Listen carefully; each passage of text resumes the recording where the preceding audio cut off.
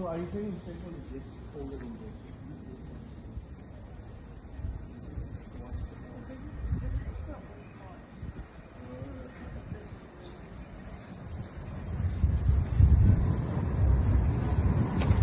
People don't age here because they are only there.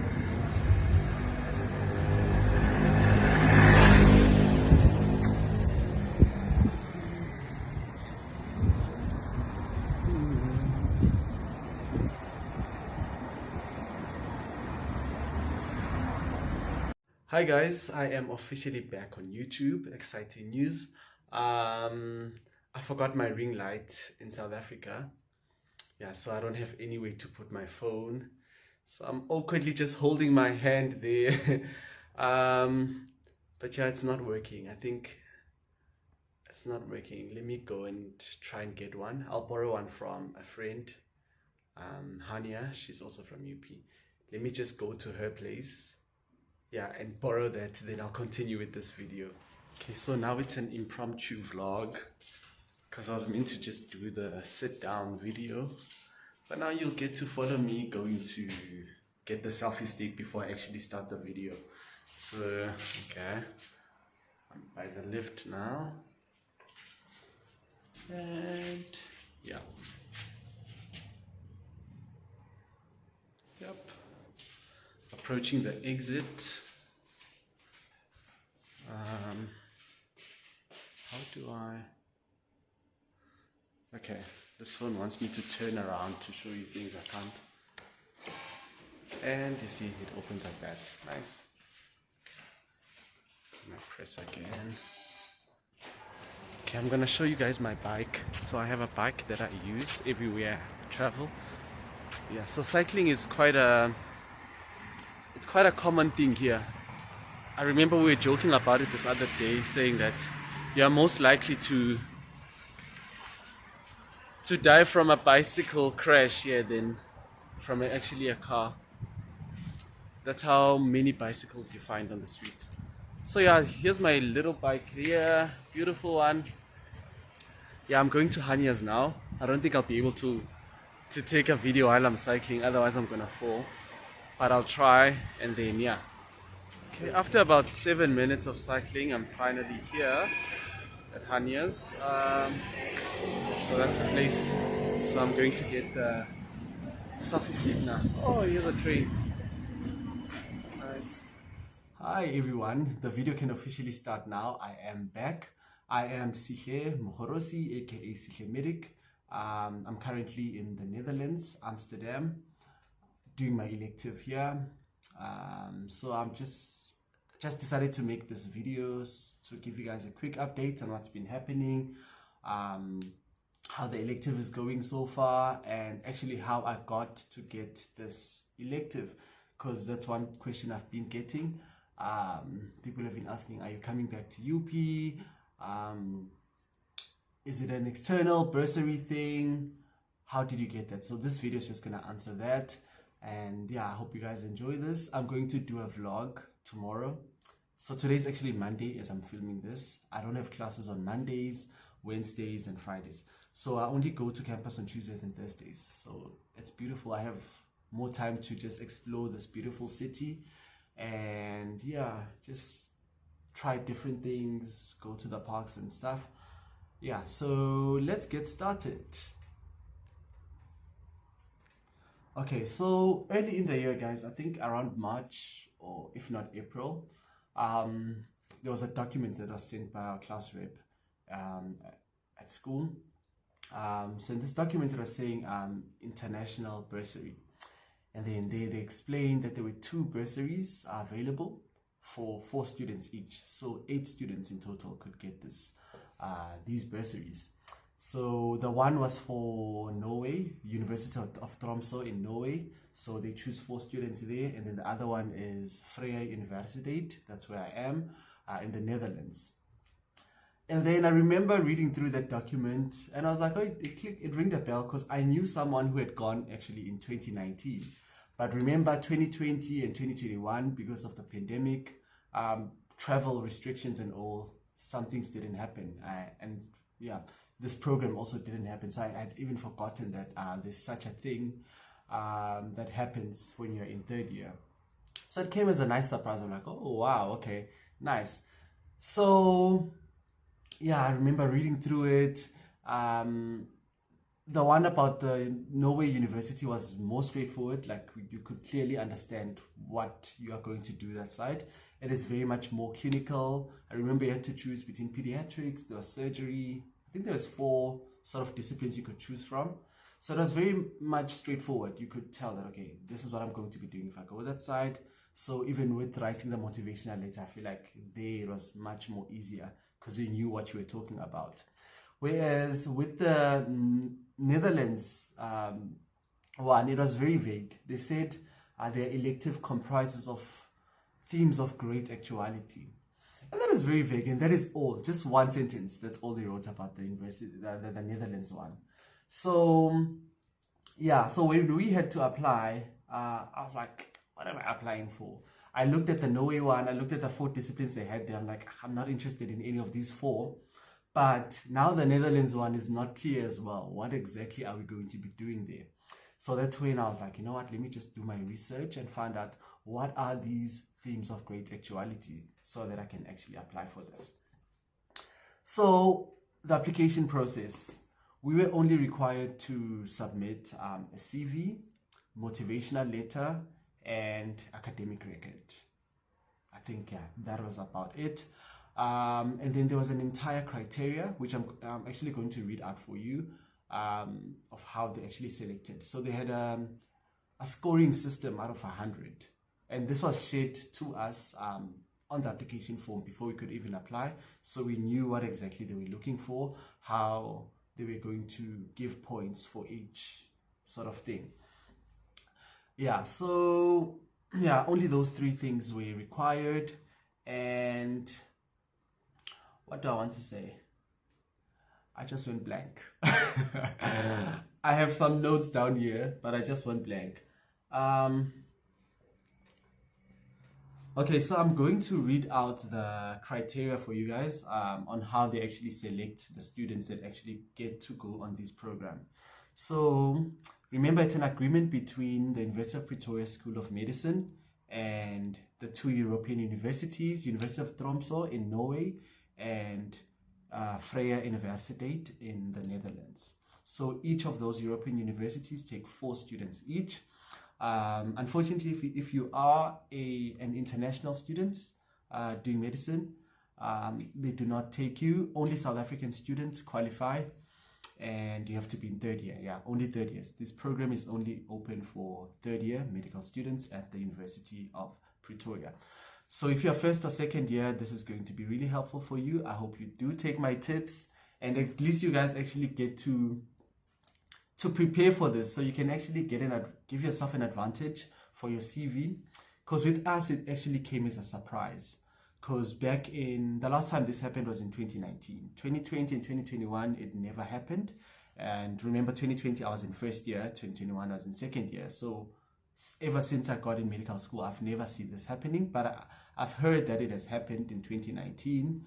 I actually know someone who went, but after that it never really happened. So it wasn't something that we could, say, okay, let me get more active now in school, or let me try and pass more so I can actually increase my chances of getting this bursary, because the bursary was just non-existent during the COVID times. But at least now you guys, it's back, the program is back, COVID is a thing of the past now, and you can actually prepare well and make sure that by the time you get to 3rd year, you have a nice CV to increase your chances of getting this. Okay, so I'm reading the selection criteria.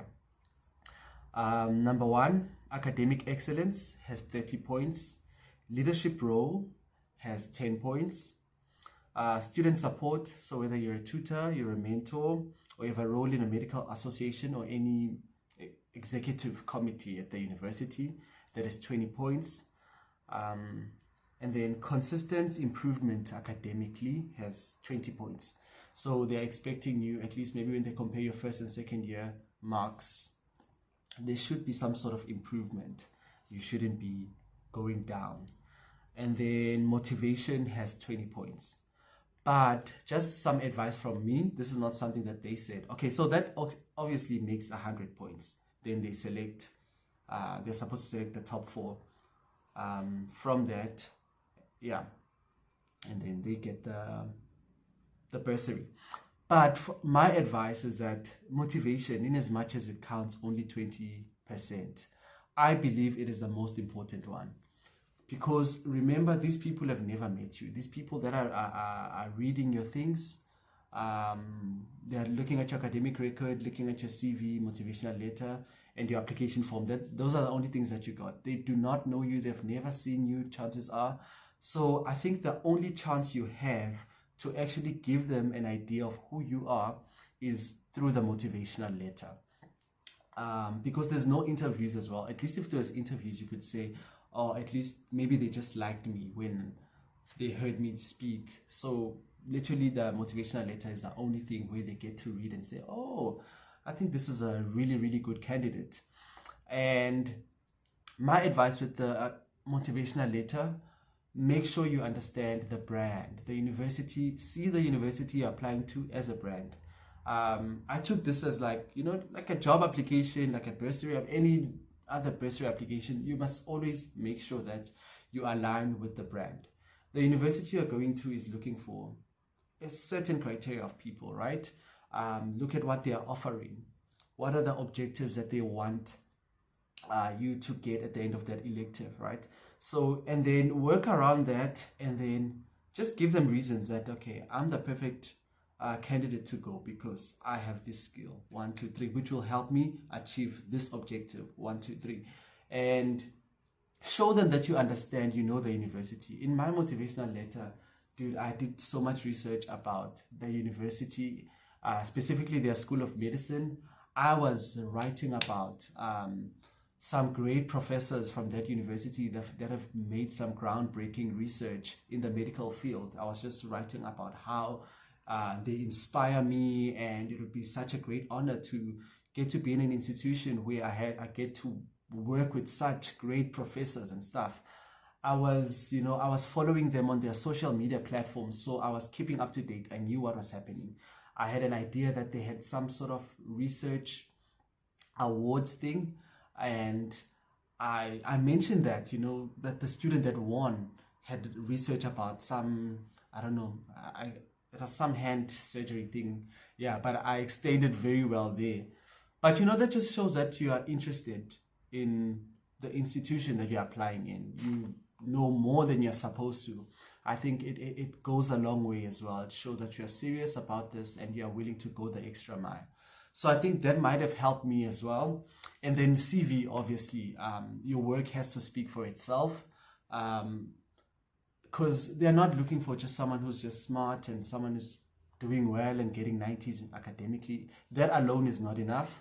They're looking for an all-rounder, someone who, is active and doing some sort of activities that, help others, whether that being a mentor or you're being a tutor or anything that you're doing outside of academics. I think that really matters more than anything. So yeah, I believe that the motivational letter really, really counts more. So make sure that is good, even though they say 20%. But I think even if you are lacking in the other 80%, but your motivational letter is bomb, there's no way you're going to miss out on this opportunity. Also, another thing, there's the race factor now that gets in. So they have to, make sure that it is fair. So at the Freya University, they take, it's 4 as well. 2 are white, it's 1 white girl, 1 white boy, and then it's 1 black, and then 1 Indian. So that's how it has always been throughout the years. So I'm assuming every year that's how it's going to be. So 2 white, 1 black, 1 Indian. And then with the University of Tromsø, the one in Norway, they take 2 blacks, 1 white, and then 1, I think it's Indian. With Indian, okay, Indian or coloreds, yeah, I'm putting them in 1 bracket. So it's Indian or colored or Asian, yes, basically. So in total, it's fair. So you have 3 blacks, You have 3 whites, and then you have 2 other in total that are getting this bursary opportunity. So be cognizant of that as you're applying as well, because you are not just competing to be in the top 4. There's also this race factor as well. So within your race group, you have to be, your application needs to top everyone for you to get that. So yeah, do take time when you do apply for this. And yeah, but so far, okay, enough now with the with the scoring and whatnot. But yeah, so I'm grateful to be here. I was so excited when I actually got this opportunity. I remember the day before I actually got this, not even the day before, the actual day. I think it was around in the AMs, around 2 a.m. I was not asleep. I don't know, I just felt this thing inside of me to post something on my Instagram. It was a quote that says, dream big and I will go beyond that. God. So it's like a quote saying from God. Yeah, God is saying, dream big and I will go beyond that. And I posted that. I don't know, I was just feeling somehow, and I never post like words, quotes on my thing. It's usually just pictures and stuff. But for some reason, I felt like posting that. And then hours later, around 8 a.m., I received a call saying, hey, Sihle, so congratulations. You have been selected as one of the students that will be going on the international elective bursary. So I was like, wow, it was a very, very beautiful day. It was a very, very beautiful day. And then, yeah, so I've been here now for 2 weeks, and the elective, let me tell you something, guys. The elective last week was very, very challenging because, okay, so our elective, like I've said, it's more research-based. It's research. And then the Norway group, they are doing rotations. So they will go to hospital and stuff. If with us, I don't even know if we're actually going to go to the hospital. I think the closest thing we can go to is maybe your, I don't know, maybe research centers or something like that. But yeah, we're doing research. So last week we got there, we were attending class, and they were doing statistics. So we were attending with other third-year medical students from this university. They were doing statistics for the first time, guys, since BSc days. Like, I didn't know that people do maths and stats until 3rd year of medical school. And it was not your normal stats, like it's deep stuff, eh? So we were so lost. But we did tell the facilitator of the program, and then they said, okay, since we don't do statistics in our program and it's more clinical, they're gonna try and get us something more clinical to do. So from this week, tomorrow actually, we're gonna do cardiology. So I'm hoping it's gonna be nicer. I know it's not going to be as clinical as we want it to be, but even the theory goes a long way. And we also have a research project. That's the big one, yeah, the big research projects that we have to work on. We're currently waiting for our topics. So yeah, that's going to be keeping us very, very busy for the duration of this. So they paid us also. So I'm paid with Nakisha, and there's Christian and Hania. They were paid together as well to do their research project.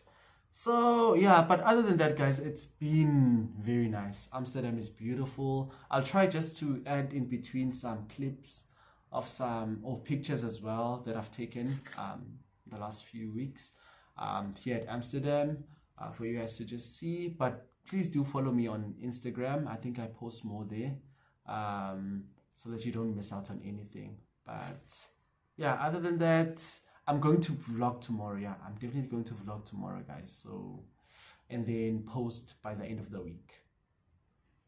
All right, bye.